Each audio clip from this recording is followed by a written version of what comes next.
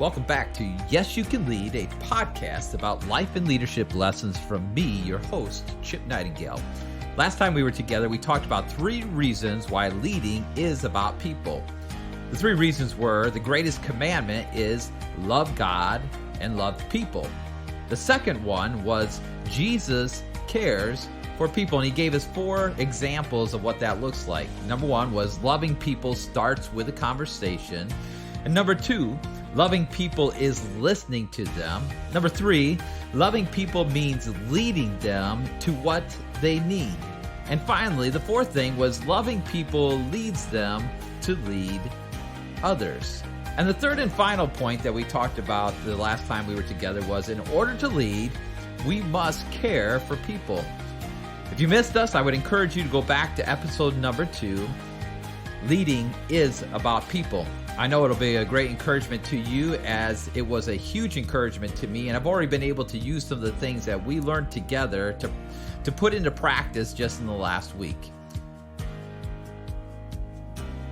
So today, in episode 3, we are going to talk about the 3 reasons why leaders need to be people-driven more than they are task-driven. So let's dive right in. Just yesterday, I spent some time with a friend who was struggling with some vision issues that he was having. And really, he was just feeling burned out. And he was trying to understand why he was feeling burned out. And he has these volunteers, and they've been committed to a certain level, but he can't get them fully engaged. And through the midst of our conversation, I began to realize that the thing he was struggling with was his own desires were overshadowing his vision. And he said this phrase that I thought was very, very important. He said, "My personal goals seem to be in conflict with my vision." And the reason he got to that place was that he was moving past the people that God has placed in his life for him to lead. And now the buy-in that he had with those people is diminishing because the goals, for whatever reason, has shifted away from the true vision that was placed on his heart many, many months ago. John Maxwell says all the time that when he goes into a room to get fresh new ideas, he goes to listen to his people, not to go and control his people. Why does he do this? It's John Maxwell. Think about it. He can go in and everybody's going to sit there and listen to whatever he says. He's arguably the greatest leader, at least the greatest trainer of leaders throughout all of the world. But when he goes into a room, he cares about the ideas from his team more than he cares about the idea he has on his heart. So why does he do this? The reason he does this is because he knows that by listening, he is showing that he cares more for people, and through that, he is building passion and desire for the outcome of the vision. Sounds like the body of Christ. The example Paul gives us when he says we need all the pieces of the body to work together. Because if we don't have all the pieces working together, then we just have one individual that's going after their goals and they're leaving a bunch of people behind. And ultimately what ends up happening is we don't reach our goals. So the thing I want to talk about today is 3 signs of a people-driven leader. Sign number 1. People-driven leaders are always looking for ways to take care of their people. Let me say that again. People-driven leaders are always looking for ways to take care of their people. And how do they do that? By looking out for them, even when they don't know though they need it. Just giving you an example of that, I, as a lead pastor, would constantly be listening to my team. And through prayer requests, through conversations, things would come up and you would begin to realize specific needs that they had. And I would jot those needs down. Then I would find ways to help them with those needs. And the reason was because I wanted, first of all, for them to see that I was listening to them. And secondly, I wanted them to know that I cared for them. That it wasn't just about hearing their needs, it was about helping them to fulfill those needs. The other thing I think is so important is we need to celebrate their victories. When we are task driven, we get into this place where we're so focused on the task that we forget about celebrating the actual event that took place, the accomplishment to get to the place where we are at. And we don't celebrate. Celebrating victories is so important if you are going to be a people-driven leader. We need to celebrate the accomplishment. We need to celebrate all the work that went into it. We need to celebrate the individuals who are part of the victory and accomplishing the work. Why? Because it shows we care for people. The other reason is that it gives your team opportunity to grow in what they are doing. So if we are people-driven leaders, we will give our team opportunities to grow in what they are doing. And this can happen through multiple things: training and development, future opportunities. Sometimes those future opportunities may be with another organization. One of the things that we did when we began to hire new pastors was we had to change our mode of thinking. My good friend David Ashcraft, who is the pastor of LCBC Church, the thing he told me that was so important is that you don't hire people with the hopes that you're going to have them for eternity. You hire people to give them what they need so they can accomplish their future opportunities. Maybe that future opportunity is going to be with you, but it's possible that future opportunity is going to be with someone else. That's caring more for people than caring for the task or the needs that I might have as a leader.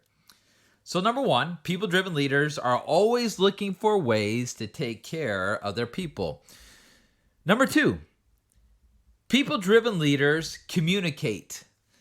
This is one of those areas that drives me nuts. And there's times when we have to be careful with what we communicate. But if we truly care about the people that we are leading, we need to give them all the information they need to accomplish their task.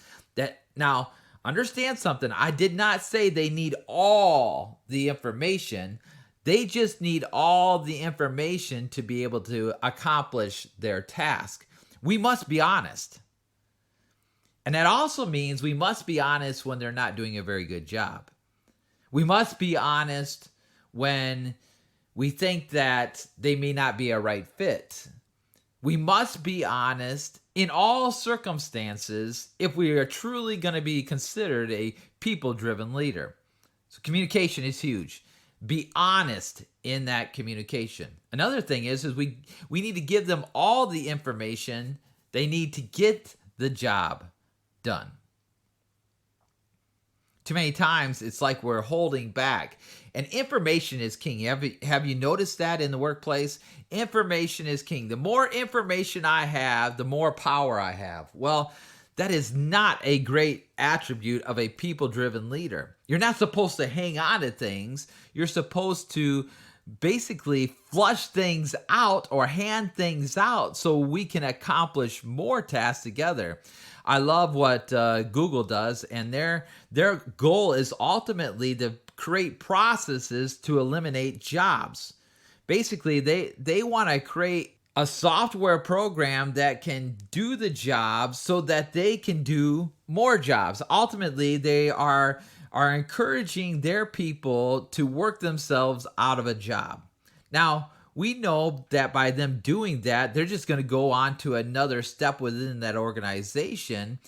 But it really signifies the importance of them having enough information. If they don't have enough information, there's no way that they can accomplish working through processes.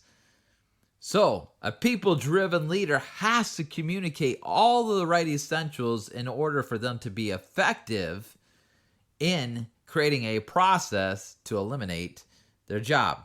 Number three, they need to maximize the potential of their people. They need to maximize the potential of their people. And how do we do that? We need to know the gifts of the people and find ways to use those gifts. I think one of the biggest mistakes I made in the very first hire at our church was that I was forcing that individual to fit in a mold of what I wanted them to do instead of putting them in the mold of what they were capable of doing. Sometimes that might mean that we need to move that individual on to a place where they can be used to their full potential, maybe a different organization, or in our case, a different church. But sometimes that might mean we just need to fit them in the place where they're supposed to be in the body of Christ. That even though we had hired this individual to be a youth pastor, his gift was actually in teaching and with young adults. And it would have been so much easier if we would have just transitioned him over there. Instead, we just tried to keep struggling through it, and it just created conflict. So it's important that as leaders, we know the gifts of the people we are leading and find ways to use those gifts. If we can't, we need to help them to go to a place where they can use those gifts. I think this is probably one of the largest mistakes that pastors and church leaders make today. We hire people, we bring them in and say, hey, we're going to hire a youth pastor / whatever, throw it in there, worship leader or / young adults pastor or / small group leaders. And what we end up doing is that we put out this job description of what we want. We have all these people that apply for that job, and they interview really well. But after the interview and spending time with them for a year, we realize that they're not good at it at all. And now we're stuck. So what do? Well, we just keep forcing them to do that with hopes that they'll either just leave or that they'll figure it out. Well, maybe we need to take a different approach as church leaders. And yes, we hire people that have those skills, and how we adjust it is what we begin to train the leaders within our church instead of going outside the church, so that we already knew the people. So we knew what they were gifted at. Anytime we hired someone that was outside of the church, it never worked exactly the way we wanted to. We had to make adjustments. But as church leaders, we need to be willing to make those adjustments. As business leaders, the exact same thing. It's so much easier to train up people that we already know have those gifts than it is to try and find people that will fit within those gifts. I work for a very large organization called Word of Life Today, and our whole purpose is to train young people to take over our jobs. But I can tell you that if we would really train those people, not only would we not lose our job, but we would be able to minister to even more people. We just have to change the way we think. We need to stop thinking about getting just the task done. We need to actually think about the people. So the 3 things we talked about that I think are really important for understanding what it means to be a people-driven leader is, number 1, people-driven leaders are always looking for ways to take care of people. And number 2, people-driven leaders communicate.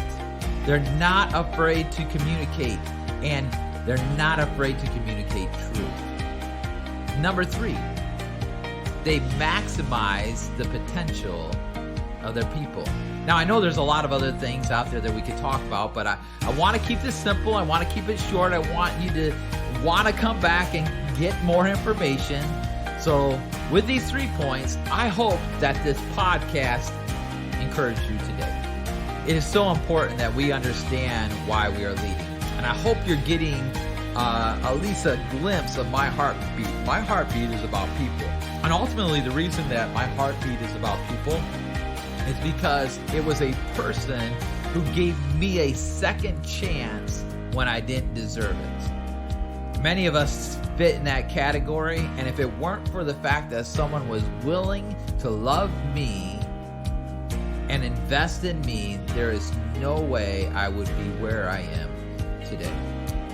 So if you enjoyed this podcast, would you do me a favor? 1, share this podcast with every one of your friends. You can easily do this by sharing this on any of your social media platforms. You can also Like us on Facebook, Instagram, LinkedIn, and Twitter. And maybe there is a topic you would like for us to discuss. Share those with us as well. We really do want to grow in our understanding of leadership together with you. Write a review. Please make some comments and let us know what you think of this podcast. Thank you again for taking this time to be with us. We look forward to connecting with you again. And until next time, this is Chip Nightingale, and yes, you